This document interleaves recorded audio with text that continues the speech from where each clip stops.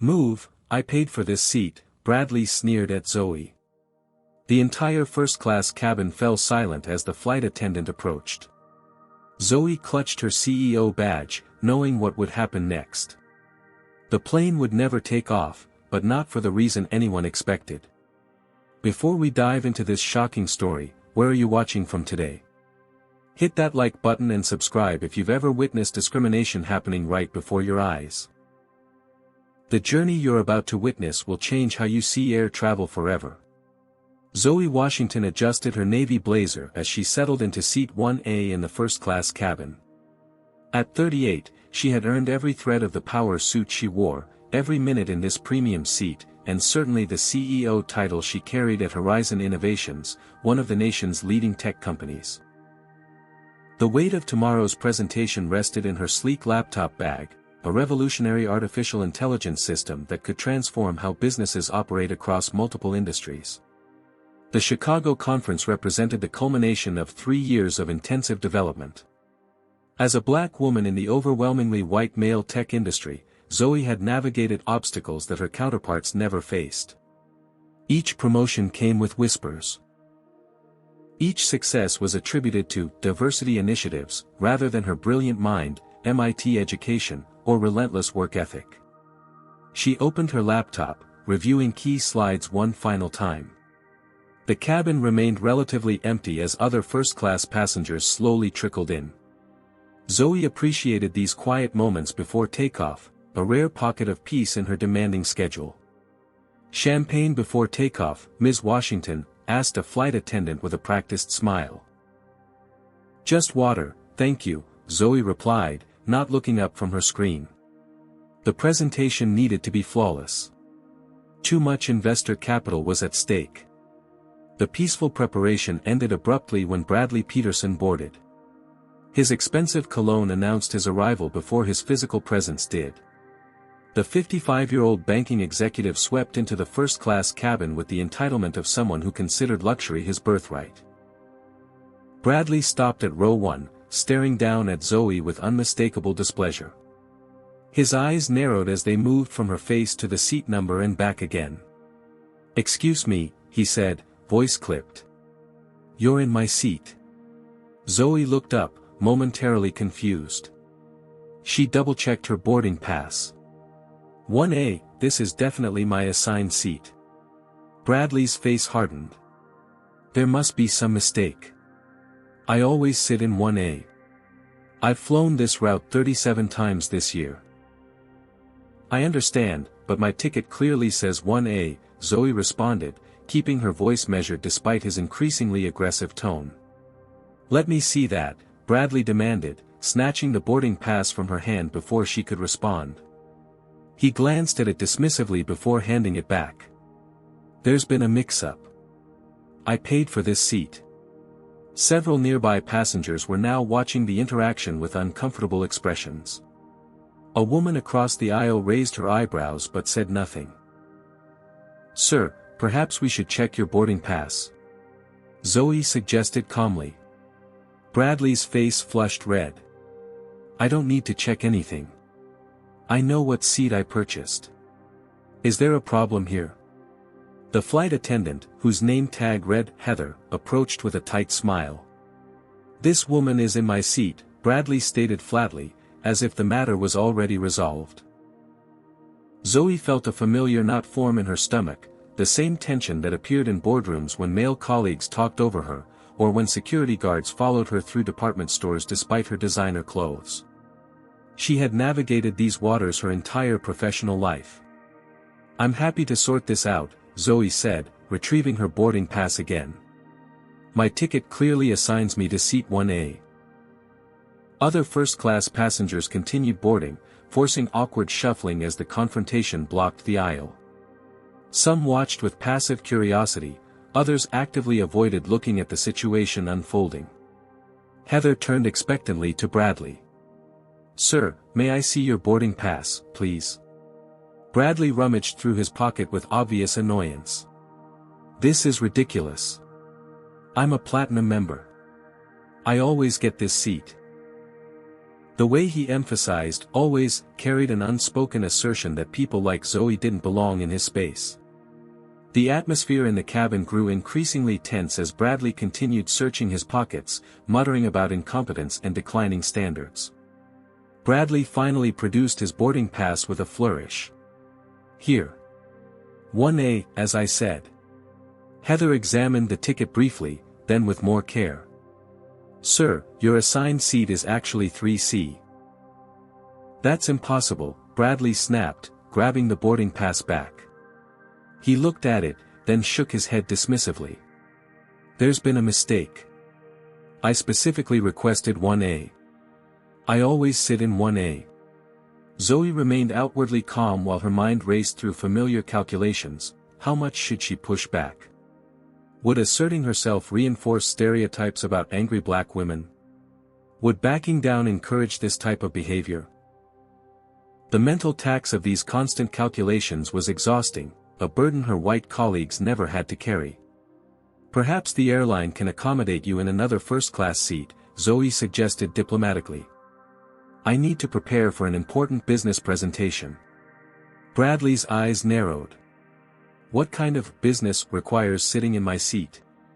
The emphasis he placed on business carried clear implications about what he thought of her professional claims. "Sir," Heather interjected, her voice strained with forced politeness, "the system clearly assigned you to 3C. It's still in first class, just a few rows back." "This is unacceptable," Bradley declared loudly, drawing more attention. "Do you know how much I pay to fly with this airline annually? Hundreds of thousands of dollars. I'm not sitting in 3C like some novice traveler." Zoe noticed a passenger across the aisle had begun discreetly recording the interaction on her phone. The woman caught Zoe's eye and gave a small nod of solidarity. "I'm the CEO of Horizon Innovations," Zoe stated calmly, deciding to play the card she usually kept private. "I'm traveling to Chicago for a major technology presentation tomorrow." Bradley laughed dismissively. "Sure you are. And I'm the King of England." He turned to Heather. "Can we stop this charade? I need to get to my seat." "Your seat is 3C, sir," Heather repeated, though Zoe noticed her tone lacked the firmness it should have carried. The interaction triggered memories Zoe would rather forget. The time a potential client had assumed she was the administrative assistant rather than the lead engineer. The board meeting where her groundbreaking proposal was ignored until a white male colleague repeated it verbatim. The countless times she'd been asked, "But where are you really from?" Despite being born in Boston. A second flight attendant, Maxwell, approached from the rear of the cabin. "Is there a problem here?" Before Heather could explain, Bradley jumped in.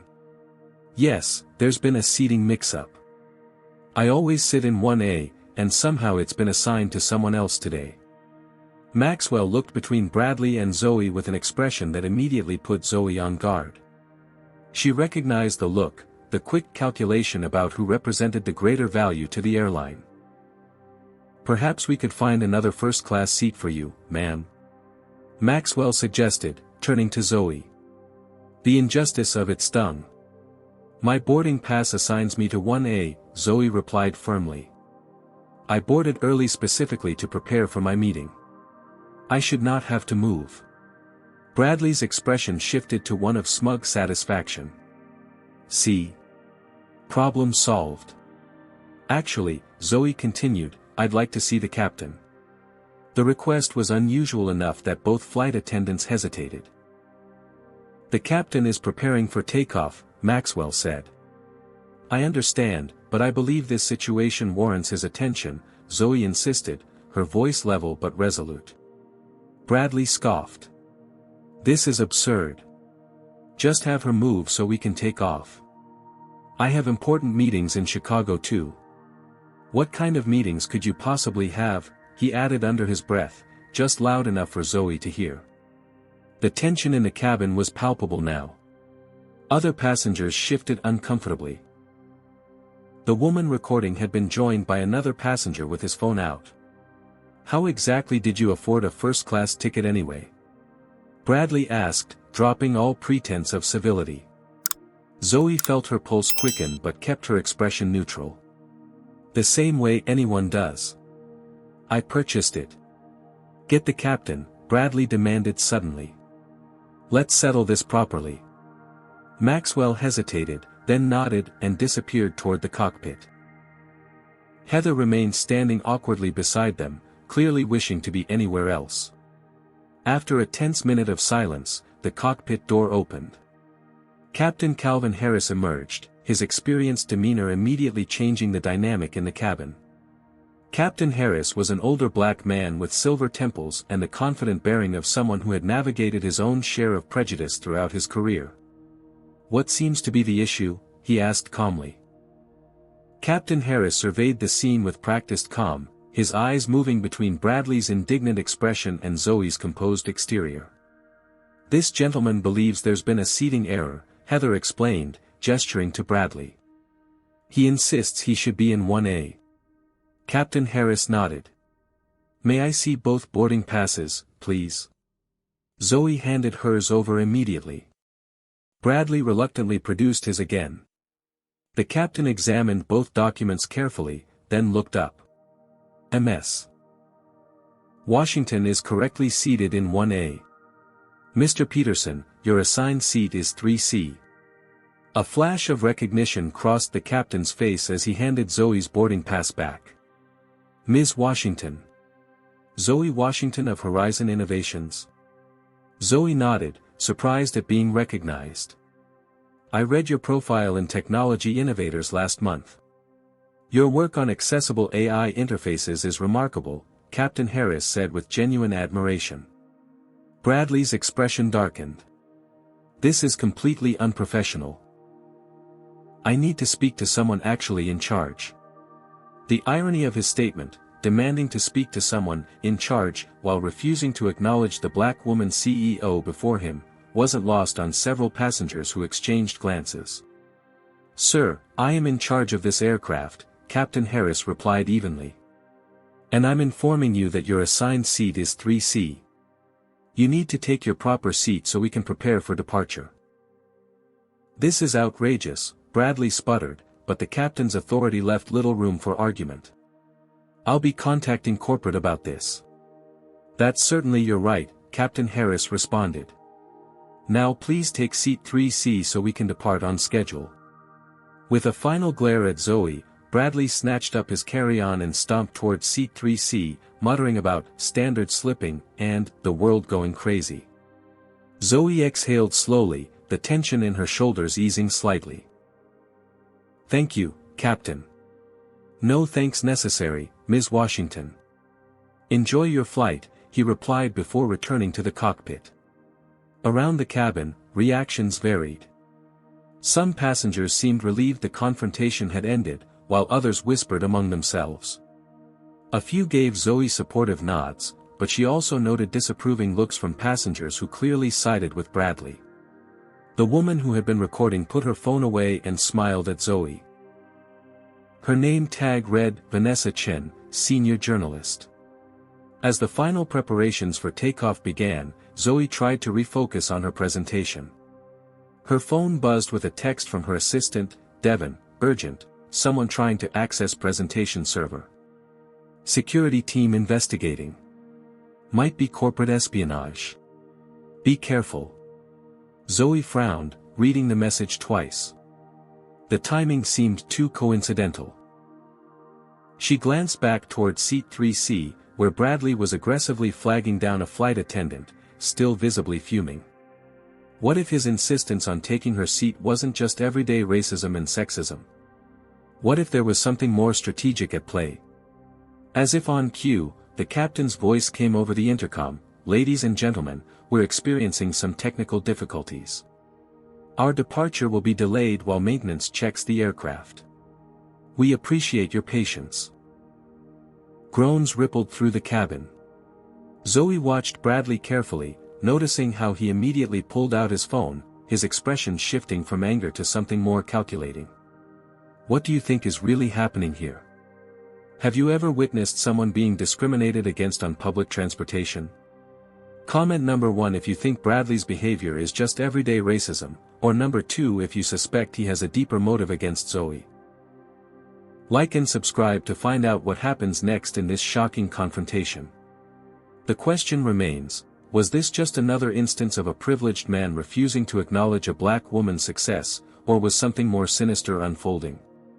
And how will Zoe navigate this escalating situation when her company's future might be at stake?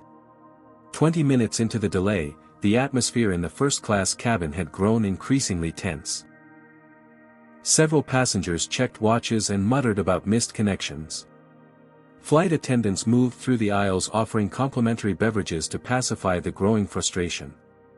Zoe maintained her composure while discreetly watching Bradley in seat 3C. He'd made 3 phone calls in the past 15 minutes, his voice too low to overhear but his body language intense. She noticed how he angled his body away from other passengers, cupping his hand around the phone. When Heather passed by with water, Zoe asked casually, "Any update on how long the delay might be?" "Maintenance is still checking the systems," Heather replied. "Captain says it could be another 30 minutes at least." Zoe nodded her thanks and returned to pretending to work on her presentation while actually keeping Bradley in her peripheral vision. His furtive behavior had her instincts on high alert. During his latest call, Bradley's voice momentarily rose enough for Zoe to catch fragments. "Still on the plane? Yes, she's here, presentation tomorrow at the Riverside Convention." Zoe's suspicions crystallized. This couldn't be coincidence. She thought back to the 3 attempted breaches of Horizon's servers in the past month, each more sophisticated than the last. The timing of these attacks had corresponded with progress announcements about their new AI system. Corporate espionage wasn't uncommon in the tech world, especially with a breakthrough as potentially lucrative as Horizon's new technology. Their closest competitor, tech giant, had been suspiciously quiet about their own AI development lately. Almost as if they were waiting to see what Horizon would reveal. Zoe discreetly texted Devon, "Man caused scene on my flight. Name, Bradley Peterson. Can security team run background check? Possible connection to server breach." While waiting for a response, she felt someone slide into the empty seat beside her. A woman with sleek black hair and sharp eyes extended her hand. "Elena Rodriguez," she said quietly. "I couldn't help overhearing the situation earlier. I'm an attorney with Dalton and Brooks. That man's behavior was completely inappropriate." Zoe shook her hand, assessing whether this was a genuine offer of support or something else. "Zoe Washington. Unfortunately, it's not an uncommon experience." Elena nodded knowingly. "I witnessed similar situations too often in corporate law. Listen, I don't mean to intrude, but if you need a witness statement about what happened, I'd be happy to provide one." "I appreciate that," Zoe replied, still cautious but grateful for the support. Her phone vibrated with Devon's response, "Peterson equals Senior VP at Mercer Banking. But regular golf partner with Michael Reynolds, tech giant CEO. Photos attached from company investigation." Zoe opened the attachment to find surveillance photos of Bradley meeting with Reynolds just last week. The coincidence was now impossible to ignore. Tech giant was clearly planning something. As she processed this information, Bradley rose from his seat and made his way toward the lavatory, passing directly by Zoe's row. As he did, she noticed him slow slightly, his gaze dropping to her open laptop screen. The movement was subtle but unmistakable, he was trying to glimpse her presentation. Zoe casually closed her laptop. "Excuse me," she said to Elena, then stood to retrieve something from the overhead compartment, effectively blocking Bradley's path and view. Bradley's momentary frustration flashed across his face before he continued toward the lavatory. Elena raised an eyebrow. "That man is definitely up to something." "I'm beginning to think so too," Zoe agreed quietly. Her phone buzzed again, urgent, "Security confirms tech giant sent team to Chicago conference. Planning to unveil suspiciously similar technology right before your presentation. We believe they're after your final specs." The captain's voice interrupted her thoughts. "Ladies and gentlemen, I apologize for the continued delay. Our maintenance team has identified an issue that requires additional attention. We'll need all passengers to deplane while we address this concern. Please gather your personal belongings and follow crew instructions. Gate agents will provide information about rebooking options. Collective groans and complaints erupted throughout the cabin. Zoe quickly gathered her materials, careful not to leave anything behind. As passengers began filing out, she noticed Bradley already moving quickly toward the exit, phone pressed to his ear again. "I need to keep an eye on him," Zoe murmured to herself. "Want some company?" Elena asked, surprising Zoe with her perceptiveness. "I'm good at spotting suspicious behavior. Comes with the legal territory." Zoe hesitated only briefly before nodding. "I'd appreciate that." As they deplaned, Zoe noticed Vanessa Chen, the journalist, also watching Bradley with professional interest. Their eyes met briefly, and Vanessa gave a slight nod as if acknowledging their shared awareness of something unusual unfolding. The three women followed Bradley at a discreet distance as he hurried through the terminal, his urgency evident in every step. Bradley weaved through the crowded terminal with purpose, his expensive leather shoes clicking against the polished floor. Zoe, Elena, and Vanessa maintained a careful distance behind him, trying to appear casual while keeping him in sight. "He's definitely meeting someone," Elena whispered as Bradley checked his watch for the third time in as many minutes. Bradley finally veered into an airport lounge, flashing his premium membership card at the attendant. Zoe stopped, considering her options. Following him in would be too obvious. "I have access," Vanessa offered, displaying her own premium card. "I can go in and see what he's doing."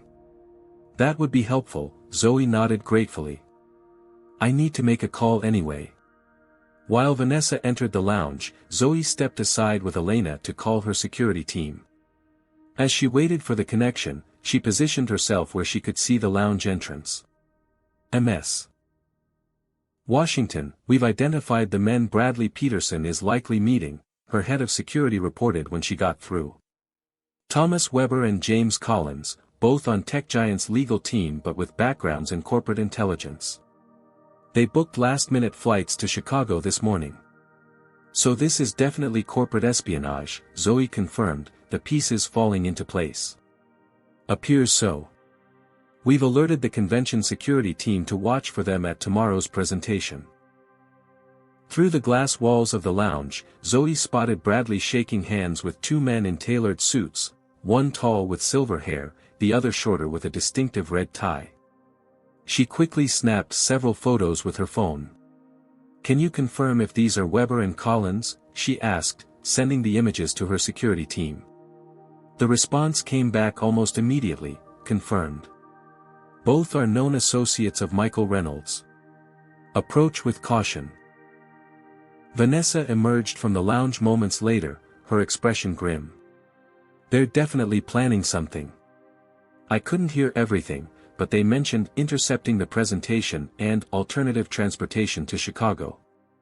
One of them said something about making sure she never makes it to the stage." A chill ran down Zoe's spine. The stakes were clearly higher than she'd initially thought. "We should notify airport security," Elena suggested. Before Zoe could respond, two uniformed airport security officers approached them, expressions stern. "Ma'am, we need you to come with us," the taller officer addressed Zoe directly, ignoring Elena and Vanessa. "Is there a problem?" Zoe asked, maintaining her professional composure despite the sudden confrontation. "We received a report of suspicious behavior, someone taking unauthorized photographs of passengers and loitering in secure areas," the officer stated. Zoe immediately understood what had happened. Looking past the officers, she saw Bradley watching from the lounge entrance, a smug smile playing at his lips. "I'm Zoe Washington, CEO of Horizon Innovations," she explained calmly, reaching for her identification. "I was simply taking photos of the airport for my social media team." The officers exchanged skeptical glances. "We'll need to see your ID and check your phone, ma'am." "I'm sorry, but you have no legal right to check my phone without a warrant," Zoe replied, her voice firm but not confrontational. I'm happy to provide my identification, however. As she handed over her driver's license and corporate ID, she noticed other passengers slowing to watch the interaction. Some had phones out, recording the scene. "Ma'am, we're just following protocol for a security complaint," the second officer insisted, his tone carrying an edge that made the discriminatory nature of their approach increasingly obvious. "I'm Elena Rodriguez, attorney with Dalton and Brooks," Elena interjected, stepping forward and handing the officers her business card. "My client has identified herself and cooperated fully. What specific regulation are you enforcing by detaining her?" The officers hesitated, clearly unprepared for legal pushback. "Additionally," Elena continued, "I note that you approached Ms. Washington specifically, despite the fact that all three of us were standing together. May I ask what description was provided in this alleged complaint?" The uncomfortable silence that followed spoke volumes. By now, a small crowd had gathered. Among them were several passengers from the delayed flight who had witnessed the earlier confrontation with Bradley. "That's the woman who was being harassed in first class," one man commented loudly enough for everyone to hear. "The guy who reported her was the one causing problems on the plane," added another passenger. Vanessa stepped forward, press credentials in hand. "I'm Vanessa Chen with National Business Report. I've been documenting this entire situation for a feature on discrimination in corporate America. Would you care to comment on your department's protocols for handling complaints that appear to be racially motivated?" The officers exchanged alarmed glances, the situation rapidly spinning beyond their control. "There seems to be some misunderstanding," the first officer backpedaled. "We're just doing routine security checks." "By singling out the only black woman executive in the vicinity?" Elena pressed. "Interesting approach to routine." A voice cut through the tension. "What's going on here?" A supervisor in an airport security uniform approached, frowning at the gathering crowd. "Sir, these officers detained my client without cause following a complaint from a man who harassed her on the airplane," Elena explained succinctly. "We believe this is a clear case of racial profiling and potential corporate sabotage." The supervisor's expression shifted as he took in the scene, the recording bystanders, the professional appearance of Zoe and her companions, and the increasingly uncomfortable officers. "Ms. Washington?" he asked, recognizing her from a recent business magazine cover. "I apologize for any inconvenience. Officers, please return Ms. Washington's identification immediately." As the officers complied, Zoe noticed Bradley and his associates slipping away from the lounge, heading deeper into the terminal. "They're leaving," she said quietly to Elena and Vanessa. The supervisor turned to Zoe. "Ms. Washington, I deeply apologize for this situation. If you'd like to file a complaint about your treatment, I can take you to our office immediately." "Thank you, but what I'd really appreciate is information on the next flight to Chicago," Zoe replied, her focus already shifting to the more urgent matter of her presentation. "Of course. I'll personally escort you to the customer service desk and ensure you receive priority rebooking," he offered, clearly eager to defuse the situation. As they walked away, Zoe glanced at her phone to find it buzzing with notifications. Videos of both the airplane confrontation and the security incident were already trending on social media, with hashtags like #FlyingWhileBlack and #ZoeWashingtonCEO gaining traction. Her company's PR director had sent 3 urgent messages, videos going viral. Public overwhelmingly supportive. How do you want to respond? This could actually help our position ahead of tomorrow's presentation. Zoe took a deep breath, processing the rapid evolution of events. What had begun as yet another microaggression had transformed into something much larger, and the stakes for her company's future had never been higher. The airline's customer service center buzzed with activity as delayed passengers sought rebooking options.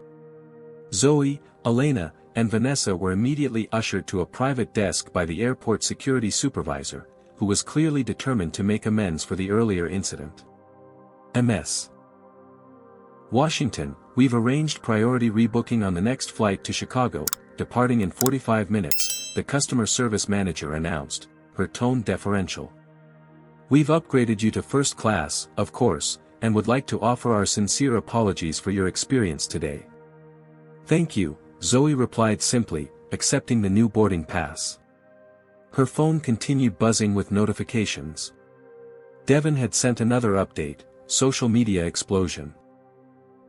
Hashtag Zoe Washington CEO trending nationwide. PR team fielding media requests. Also, security team reports Bradley and associates have booked private transportation to Chicago. A sleek man in an impeccable suit approached, airline executive pin gleaming on his lapel. Ms. Washington, I'm Alexander Thompson, Regional Director for Passenger Services. On behalf of the airline, I'd like to personally apologize for your experience. We're conducting an immediate investigation into the incident, and I assure you appropriate action will be taken. Zoe nodded, acknowledging his words while noting the sudden shift in treatment. The same airline that had hesitated to enforce her rightful seating was now rolling out the red carpet, but only after she'd been publicly identified as a CEO and the incident had gone viral. Mr. Thompson, I appreciate your concern, she replied carefully. But rather than special treatment for me, I'd prefer to see your airline implement better training for your staff on handling discriminatory situations for all passengers. Thompson looked momentarily taken aback, clearly expecting her to accept some luxury perks and move on. Of course, Ms. Washington. That's an excellent suggestion that we'll take under advisement. More than advisement, I hope, Zoe added. Perhaps your diversity team could contact my office next week. Horizon Innovations has developed some effective training protocols we'd be willing to share. Thompson's smile tightened. That would be most helpful. Elena suppressed a smile beside her. As they moved toward their new gate, Vanessa fell into step beside Zoe. That was masterfully handled. Would you be willing to give me a brief statement about today's events for my article? It could help contextualize the experience for readers who haven't faced similar discrimination. Zoe considered the request. Normally, she avoided drawing attention to these incidents, focusing instead on her work. But something had shifted today. Yes, she decided. I think it's important to highlight how quickly discrimination can escalate from a seat dispute to security detention. But I'd like to focus on the systemic issues rather than my personal experience. Vanessa nodded. Absolutely. That's exactly the angle I'm taking. At the gate, Zoe noticed something striking. Bradley and his associates were conspicuously absent from the rebooking lines and waiting area. They've definitely found alternative transportation, Elena observed, following Zoe's gaze. They're determined to beat you to Chicago.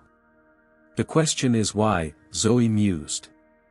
Even if they reach the convention center before me, they can't present my technology. Unless they think they can somehow access your presentation materials and pass them off as their own, Elena suggested. Zoe's phone buzzed with a message from her technical team. Server security breach attempt traced to Chicago IP address. Stopped by firewall, but they're getting more sophisticated. Presentation materials secure but recommend changing access codes as precaution. You're right, Zoe told Elena, showing her the message. That's exactly what they're planning. As boarding began for their flight, Zoe noticed how differently the gate agents treated her compared to earlier. The forced smiles had been replaced with genuine respect, and several passengers nodded in recognition as she passed. Captain Harris was standing by the aircraft door, personally greeting passengers. His face brightened when he saw Zoe. Ms. Washington, good to see you again. I heard about what happened after we deplaned. Inexcusable treatment, and I've submitted my own report to airline management.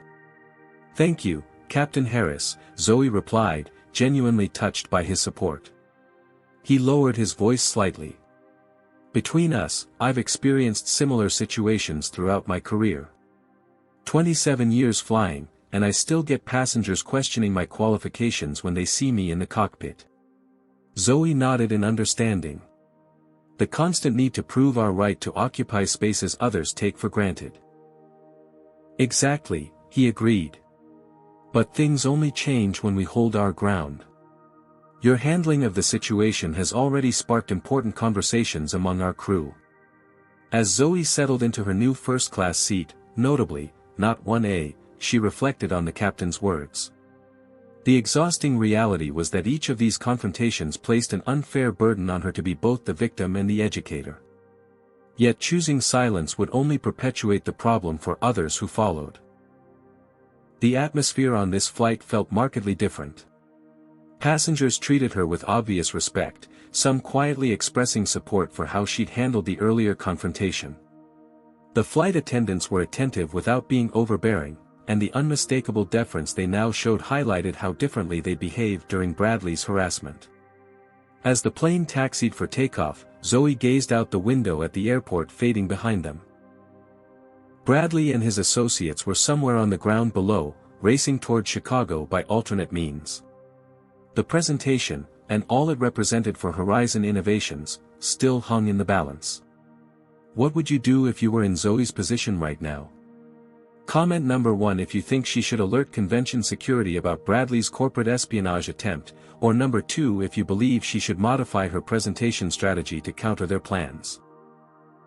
Like and subscribe to follow Zoe's fight against discrimination and corporate sabotage.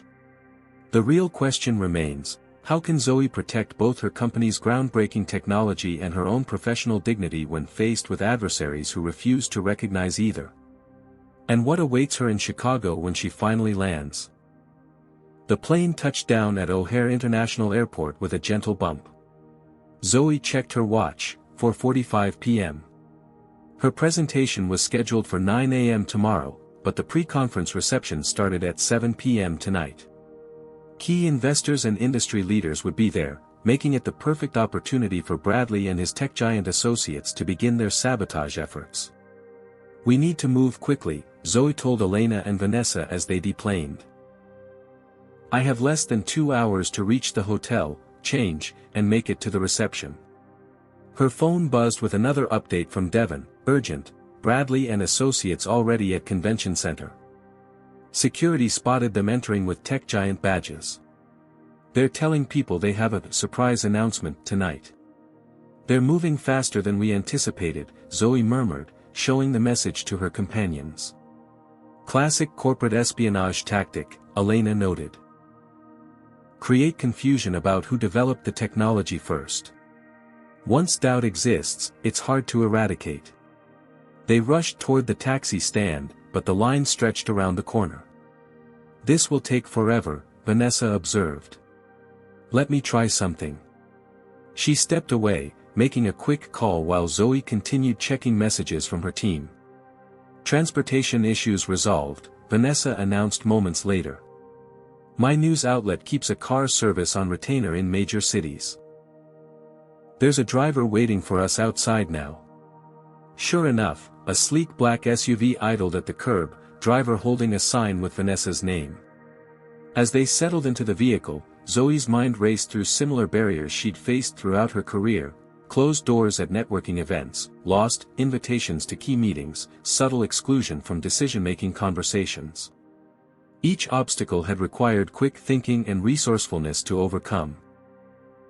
She remembered her first major presentation after being promoted to development director at her previous company.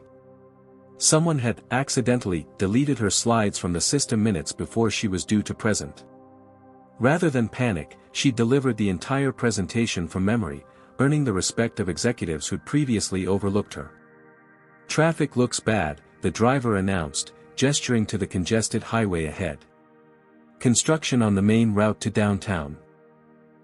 "Is there an alternative route?" Zoe asked, anxiety creeping into her voice. "I can try side streets, but it might still take over an hour in this rush hour traffic." An hour they didn't have. Zoe thought quickly. "Can you get us to the nearest L station instead?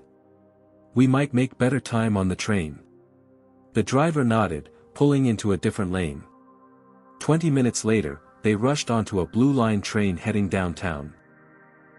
Zoe clutched her laptop bag tightly, hyper-aware of the valuable intellectual property it contained.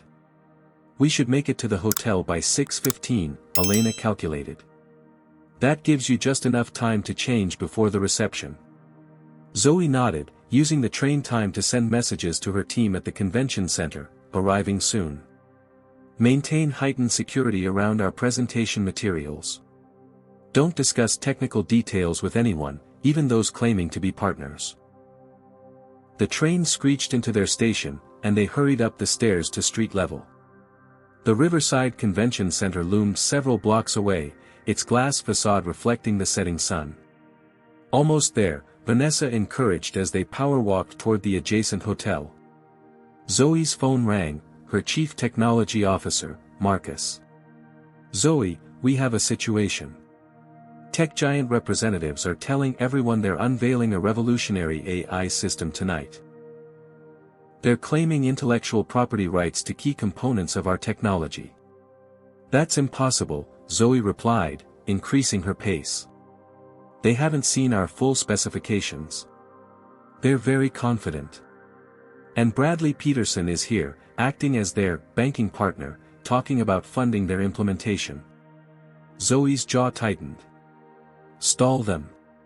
I'm 15 minutes away. They reached the hotel lobby at 6:17 p.m. Zoe rushed to the check-in desk, only to encounter another obstacle. I'm sorry, Ms. Washington, but we don't seem to have your reservation, the receptionist said with a confused frown. That's impossible. My assistant confirmed it yesterday, Zoe insisted, fatigue and frustration edging into her voice. The receptionist typed furiously. It appears your reservation was cancelled about 3 hours ago. Exactly when Bradley and his associates would have arrived in Chicago. Another sabotage attempt. The hotel is fully booked due to the convention, the receptionist added apologetically. We have no available rooms. Elena stepped forward. Check under Rodriguez, Elena. I should have a suite. After a moment, the receptionist nodded. Yes, Ms. Rodriguez.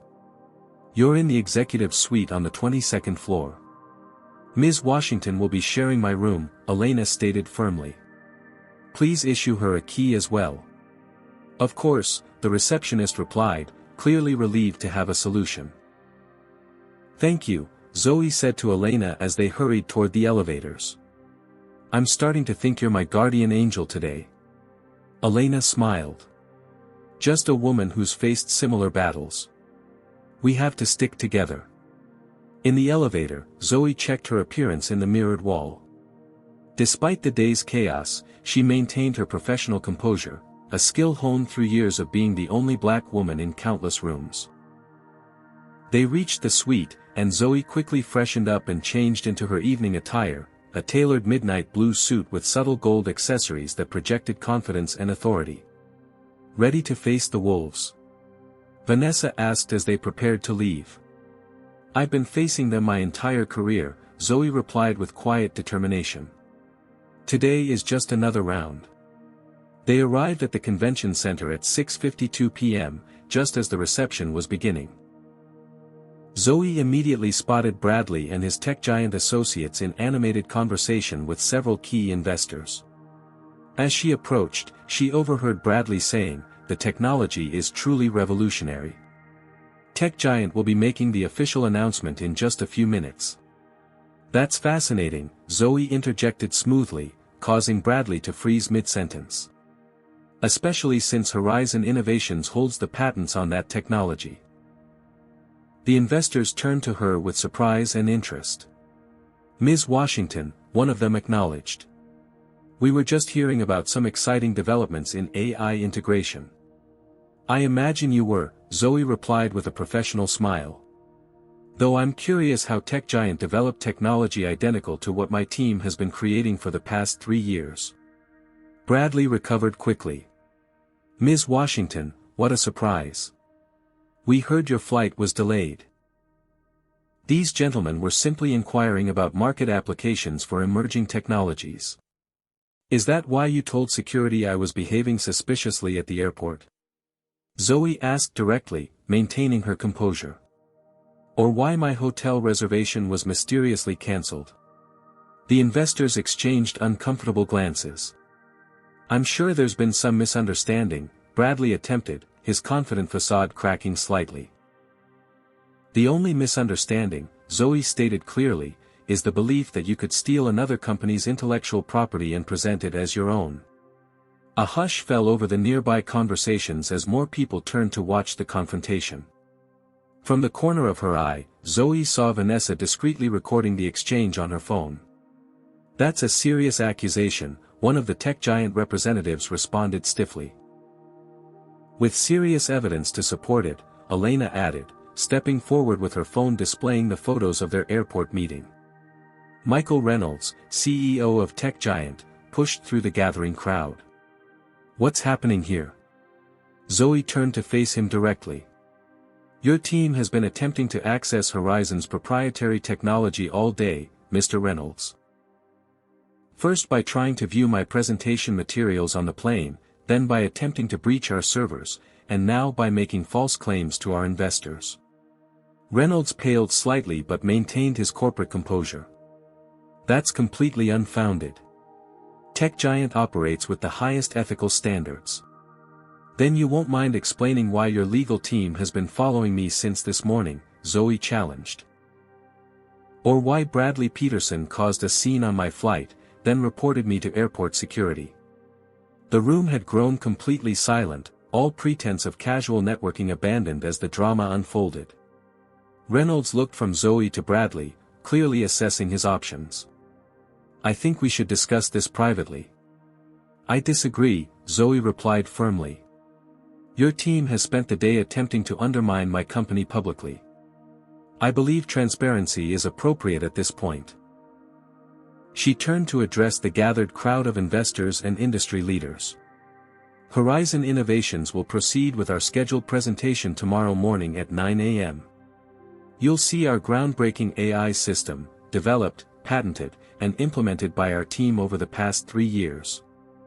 I welcome tech giant to present their own original work at any time.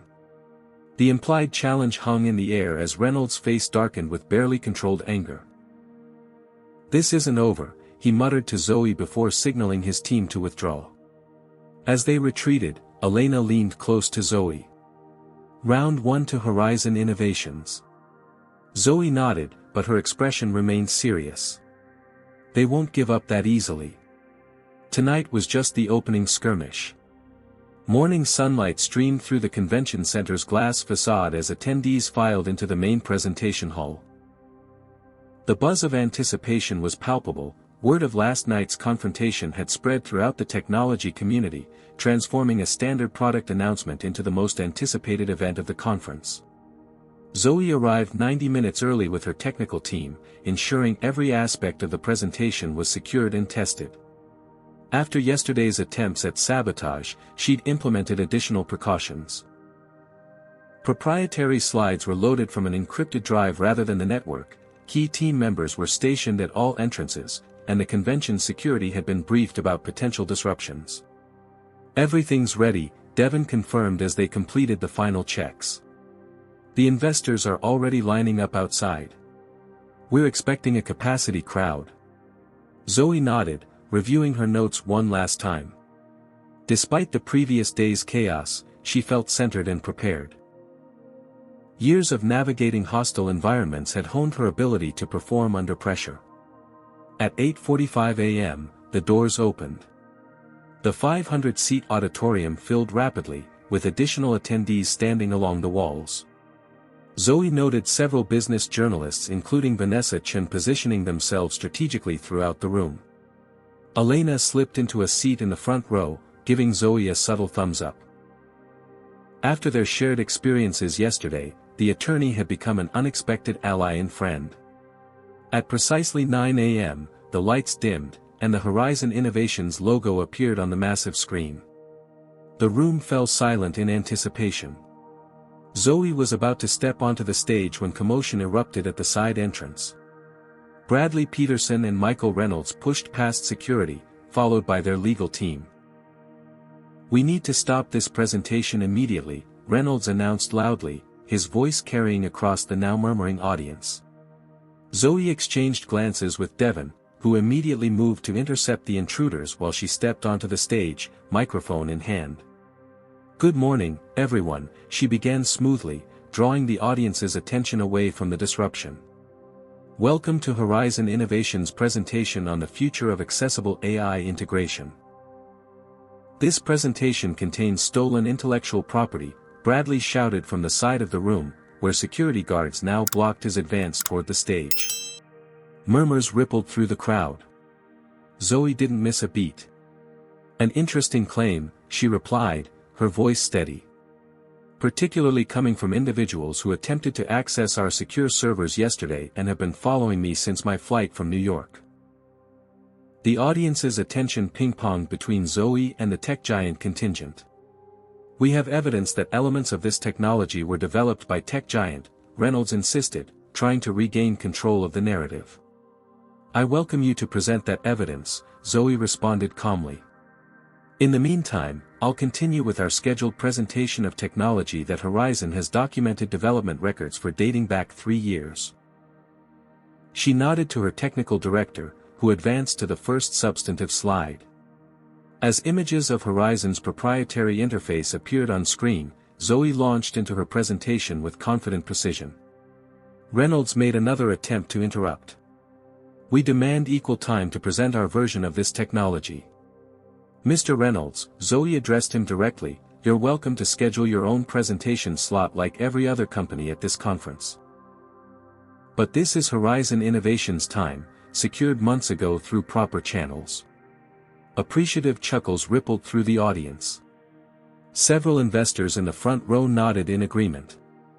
Reynolds conferred hurriedly with Bradley and their legal team. After a tense moment, he made a final appeal. "At minimum, we request permission to present immediately following Ms. Washington, in this same room, to allow direct comparison of the technologies." The convention organizer, who had been watching the drama unfold with growing concern, stepped forward. "That would require the agreement of Horizon Innovations, as they've booked this room for a Q&A session following the presentation." All eyes turned to Zoe, who recognized the strategic opportunity presented. "I would be delighted to have Tech Giant present their technology immediately after ours," she replied with confident professionalism. Direct comparison would certainly clarify any questions about the origin of these innovations. Reynolds paled slightly, clearly not expecting her to accept the challenge. With the disruption addressed, Zoe returned to her presentation. For the next 40 minutes, she guided the audience through Horizon's groundbreaking AI system, demonstrating its unique approach to natural language processing and adaptive learning algorithms. Throughout her presentation, she periodically noted key proprietary elements that were patented specifically by Horizon, effectively establishing an intellectual property paper trail in front of hundreds of witnesses. When she opened the floor for questions, an investor immediately asked, "How does your technology differ from what Tech Giant claims to have developed?" "An excellent question," Zoe replied. "I'm not familiar with Tech Giant's specific claims, as they haven't publicly demonstrated their technology. However, Horizon's approach centers on 3 proprietary algorithms that our team developed and patented between 2022 and 2024. She proceeded to explain technical details that only the original developers could possibly know. As she spoke, she noticed Reynolds and Bradley whispering urgently to each other, their expressions growing increasingly concerned. Another investor stood. Ms. Washington, can you address the allegations made about intellectual property theft? Certainly, Zoe responded without hesitation. Horizon Innovations maintains comprehensive documentation of our development process, including time-stamped code repositories, patent applications, and internal testing results dating back 3 years. All of this documentation has been made available to our investors and is protected by blockchain verification to prevent tampering. She paused, then added, I believe the real question is how Tech Giant, which hasn't published any research in this particular area of AI development until very recently, could independently develop technology identical to ours. The implication hung in the air. Several audience members turned expectantly toward Reynolds. The tech giant CEO stood, attempting to project confidence. Tech giant has been developing similar technology through a confidential internal program. We'll demonstrate our system next and let the audience draw their own conclusions. As Zoe concluded her presentation to enthusiastic applause, convention staff quickly prepared for tech giant's impromptu demonstration. Reynolds and his technical team huddled at the side of the stage, their body language betraying growing anxiety. Zoe took a seat in the front row beside Elena, who whispered, "They're panicking." Their technical lead just told Reynolds something he definitely didn't want to hear. When Reynolds finally took the stage, his usually polished demeanor showed cracks. His technical team looked openly uncomfortable. "Ladies and gentlemen," he began, "Tech Giant is proud to introduce our own advanced AI integration system, which we've been developing independently." As he attempted to demonstrate their technology, the limitations became painfully obvious.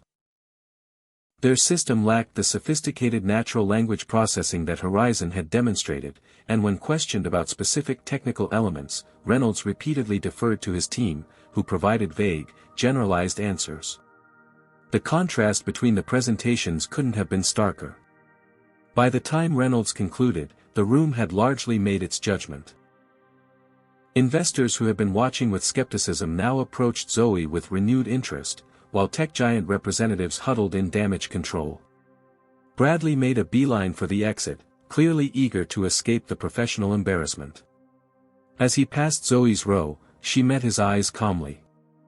"Mr. Peterson," she acknowledged with professional courtesy, refusing to mirror the disrespect he'd shown her. His face flushed with anger and humiliation as he hurried away without responding. Vanessa Chen approached, recorder in hand. "Ms. Washington, would you comment on what we just witnessed?" Zoe considered her response carefully. Today, the technology spoke for itself. Horizon Innovations remains committed to developing ethical AI solutions that are accessible to all businesses, regardless of size or industry. As investors crowded around her, eager to discuss implementation possibilities, Zoe caught sight of Captain Harris standing at the back of the room, smiling with obvious pride. He gave her a respectful nod before slipping out. The victory was sweet, but Zoe knew it represented more than just a professional triumph. It was vindication against the doubts, the microaggressions, and the barriers that had followed her throughout her career, a powerful statement that excellence would eventually overcome prejudice. 1 week after the Chicago conference, Zoe sat in her corner office overlooking the Manhattan skyline, reviewing the transformation that a single day had triggered across multiple industries.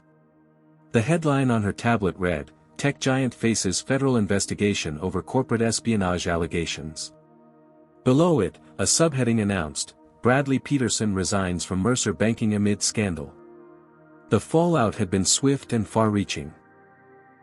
Once Vanessa Chen's comprehensive article detailing the attempted sabotage hit the newswires, additional evidence emerged from unexpected sources. A tech giant whistleblower provided internal emails documenting the conspiracy. Airport security footage confirmed Bradley's meeting with tech giant representatives. Even the airline had released their incident report, acknowledging the discriminatory treatment Zoe had experienced. Federal investigators had raided tech giant offices 2 days ago, seizing computers and documents related to their alleged espionage attempt. Michael Reynolds had been placed on administrative leave pending the investigation's outcome. Horizon Innovations, meanwhile, had experienced an unprecedented surge. Their stock had jumped 28% since the conference. 5 major corporations had already signed implementation contracts for their AI system. Investment capital was flowing in at record rates. A knock at her door interrupted Zoe's thoughts. Devin entered with a tablet displaying more headlines. "The airline just announced their new anti-bias training program," he reported. "They're implementing it across all customer-facing staff, using your incident as a case study." Zoe nodded, taking in the news.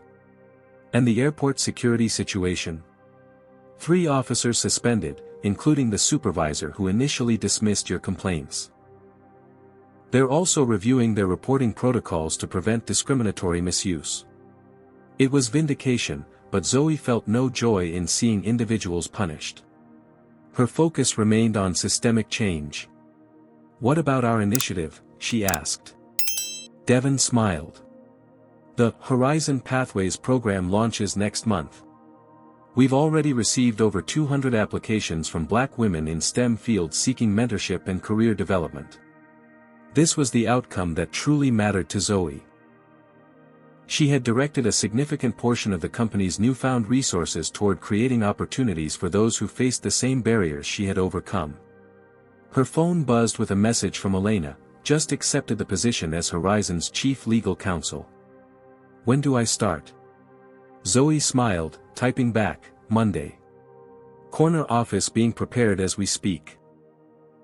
Elena had proven herself not just as a brilliant attorney but as someone committed to the same values of equity and excellence that Zoe championed. Bringing her onto the executive team had been an easy decision.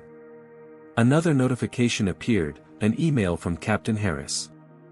He'd been promoted to Executive Director of Diversity and Inclusion for the entire airline, a newly created position with actual authority to implement change.